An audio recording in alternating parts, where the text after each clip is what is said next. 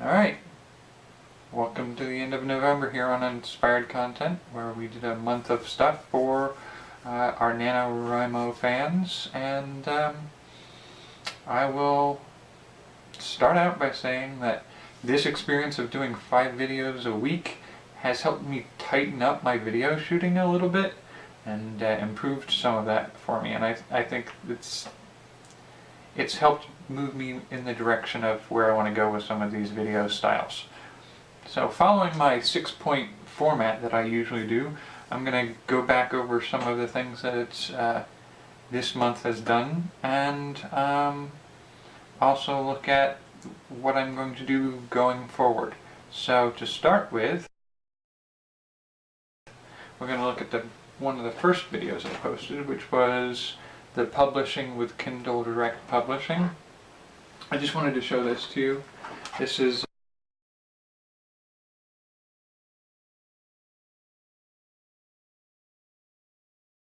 the information about the units ordered of the ebook I posted up. And the thing I like about that was I haven't told anybody what the name of my book is and where to find it and what alias I wrote it under. That's completely unadvertised. That's posted up, and it's made 14 sales in a month, and I think that's pretty good, considering I just kind of dropped it and pretended like I didn't know it was there and let nobody else know. And that speaks to the fact that it's a market where it's accessible all over the world, and some of my sales were in the UK, the US, and Europe. And so it's a market that gives me some kind of access, and that one book by itself, it's probably hit the end of its major sales. The way to drive more sales is either to advertise, or in the case of what I think I'm going to be doing with this, is I will just be producing more in that same style of story under that same name, so that when people find my new releases, they'll go back and check for anything else I did. And so if you have 14 books and each book gets 132 individual users over the course of a year or two, each one of those users can go back and they become users of your other material. So I'm going to look at making some more stories in that sort of grouping. The card game that I made, which was, in this case, demoing the site, and I thought you might be interested in seeing some of the material that came through for that when I got them in the mail. And so you might be able to see some of the images there. And if you look really closely, I don't know if it'll come into focus or not, but if you look really closely, you can see the lettering on the bottom. It's really, really tiny, and that was in part to see what kind of tightness on detail I could get. And one of the other things I did to do that experiment with was I blew up some images that were really too small to use, just to see, and you can almost see it in like this one, where there's some slight pixelization, and I'm sure that none of that came into focus on the camera for you, but you can kind of see some pixelization around some of the curves as they were enlarged. And the thing is, I did this all in MS Paint, so the fact that they all came out looking that good is a surprise to me. But so I mean, literally MS Paint or the equivalent of it, and regular font, all of that just simply accessible to anybody looking to make some simple cards. I'm going to do some play testing on this. We're going to assign point values maybe to these cards for variations on play. But I mean, you can see wood grain on the back of this. That's the design I went with for that one, for a rough draft. I'll do some play testing, work some of the system out, and then I'll make a finished version. And get that printed up, and then once I get a finished version of that out, I can then start marketing through their store. It's a fairly good quality card too. It's not like a super flimsy. It's got some good, nice soft surface to it, but not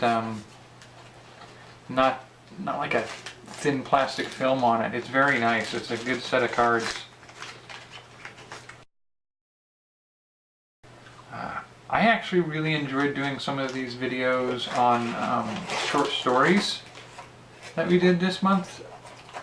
And I kind of like the format of doing 2 short stories instead of 1 novel. And I might do more of that in the future. I have a lot of short story collections to go through that would be fun to do that with. I did come up, somebody asked me a question recently about the prints I got made of paintings and how they were done with photography and printing onto board and stuff. Somebody asked if they were done with archival inks, and I actually don't know that question. So I will have to look into that. I'm pretty sure they're meant to last at least a good while. But aside from that, with the art prints, the other thing I want to look into is they have some other ways of putting things, like I could get it put onto coffee mugs and throw blankets. So there are other options for putting them out. And I didn't get a poster done. Poster seems like it might be one of the more economical ways of going with that. So I'm going to look into doing some of that. I'll do some new paintings and do some stuff with that in the future. This being November, and for the audience that I'm touching with some of this stuff, was National Novel Writing Month, and I got a little bit of writing done with that, and some of that writing involved some of the story ideas that I propose in this program. I'll be working towards putting some of that out at some point, and I'll probably e-publish a book of some kind of that material in the next year or so, and I'll post some info about that in the future. Number 6 was really what this video was set up to do, this last video of the month, because I set this spot aside specifically for doing Big Fun Scary Challenge. It's something that happens after National Novel Writing Month every year. I mean, the way I describe it to some people is National Novel Writing Month is for all those people who say, someday I'll write the great novel. And National Novel Writing Month comes along and says, here's your someday. And for me, the idea of Big Fun Scary Challenge is for all those other somedays.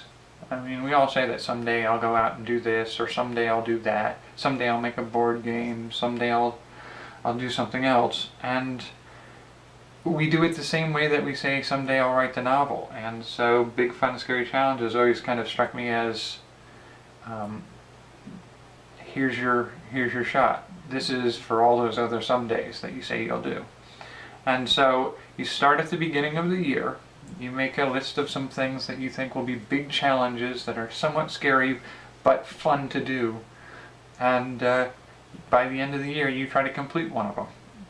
In my case, I do sort of what I always do, is I overcomplicate the process, but I build a nice big list and I see how many I can knock out by the end of the year.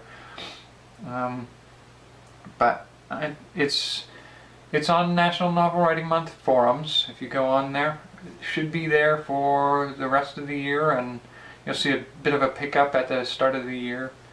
This coming 2016, January 1st, you'll see people start to come in and file in with their New Year's resolutions, but build their list of big, fun, scary challenges to complete. So I'd love to see and hear of people doing some more of that stuff. We're back now to the once a week posting of videos for me. I will definitely be looking at doing some of this 5 times a week again next year, maybe. I had a blast doing this. It's a bit of a heavy pace to go through, but I think I can do that once a year.